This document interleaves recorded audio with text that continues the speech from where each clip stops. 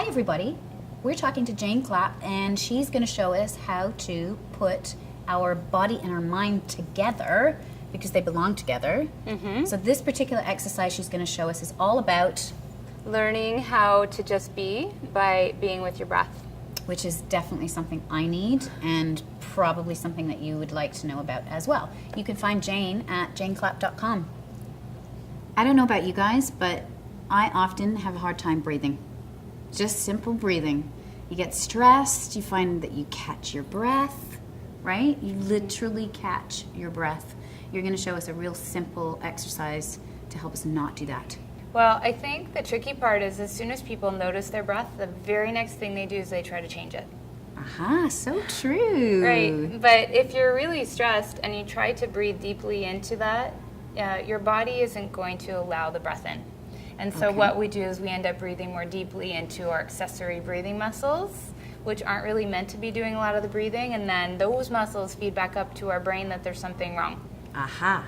See, so, you can hear me breathing differently now, right? Because I'm conscious of it. But as soon as we notice our breath, it's almost impossible to not change it. But what I'm suggesting is that we actually spend a little bit of time assessing where we're actually at, tuning into our body, wherever it's at. Because we need to be able to sort of settle into stress sometimes. We need to be like, yes, I'm stressed. Okay, I'm stressed. Stress isn't going to kill me, right? Where's your breath in your body right now? Do you know? Up here. It's up here? Mm-hmm. Okay. Which is probably not where it should be. So if you try to breathe deeply right now, what are you going to do? Try. That's an effort. Right, It feels and like moving did you see bricks. what happened? Is you breathed here. Yeah, so... Your diaphragm didn't even move. No, it feels like, because physically I've been unwell, so it feels like there's bricks sitting on my chest. So, and then you breathe, when you tried to breathe deeply, and this is a perfect example, but you have a virus, but other people who are chronically stressed have a lot of intra-abdominal pressure, holding. So if you try to breathe deeply into that pressure, you just go right up into all these stress muscles, right? People get really sore in their neck and their chest, their back, because all these muscles are overworking. So what are you going to do? You're going to try to settle in a little bit. The diaphragm is the deepest core muscle. It's sort of the muscle that cuts our body in half. And it attaches at the ribs.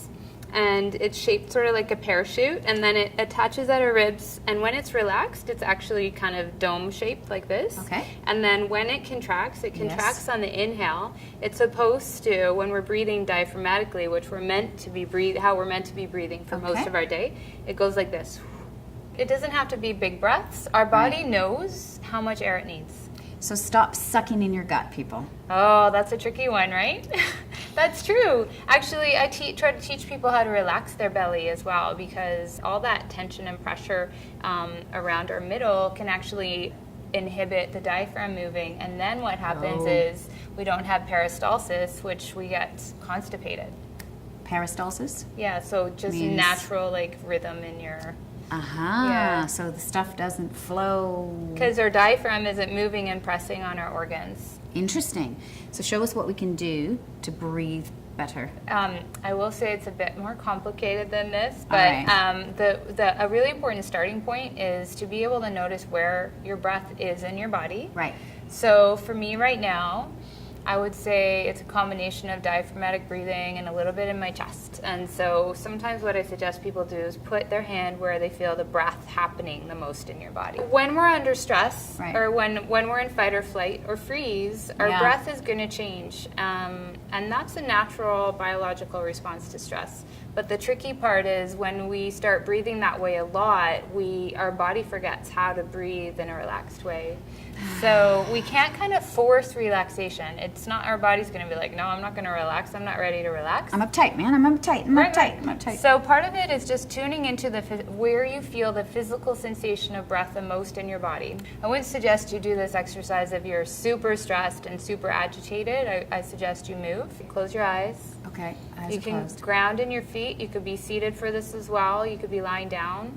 And then you just start noticing on the inhale where you feel the breath the most in your body, and not really from an intellectual perspective, be like, what part of my body is moving the most? Where's the strongest sensation of the breath in my body? You know what? That's a really interesting thing, though, because what you are encouraging is listening to your body instead of trying to make it fit into the way that we should do something. Well, because it's an intellectual exercise. Yeah. Then you're like, oh, I should be breathing like this. And you've actually used your mind more than tuning into physical sensation first. Did you do that? Are you following along with us? So this isn't so much as a physical exercise, but pausing for thought, checking in with the body, Yeah, and then closing the eyes if we can, if you can. and then Just watch. staying with it. If you stay with your breath for a while and you just focus on breathing in and out through your nose instead of through your mouth, gradually your breath might soften on its own.